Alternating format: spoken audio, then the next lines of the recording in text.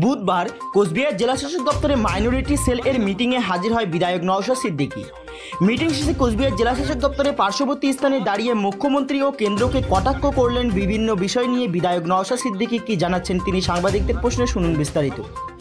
যারা মন্ত্রী রয়েছে তারা বাঙালি যে বিভিন্ন রাজ্যে বিজেপি শাসিত রাজ্যে যারা হেনস্থার শিকার হচ্ছেন, এখানকার যারা রয়েছে তারা কিছু বলছে না, তাই বিজেপির যারা সাংসদ বা বিধায়ক রয়েছেন তাদের বাড়ি ঘেরাও করার তিনি কথা বলছেন। এটা নিয়ে আপনার কি বক্তব্য? দেখুন, বাড়ি ঘেরাও করে সমস্যার সমাধান হবে না, পরিস্থিতি আরও উত্তেজিতকর হবে, আরও অশান্তি বাড়বে। আমি একটা বলি, গতকালকে আপনারা দেখেছেন বা বেশ কয়েকটা দিন পার্লামেন্টে দাঁড়িয়ে বাংলায় বক্তব্য দিচ্ছে, বাংলা ভাষার প্রতি এদের কত ভালোবাসা দেখাচ্ছে।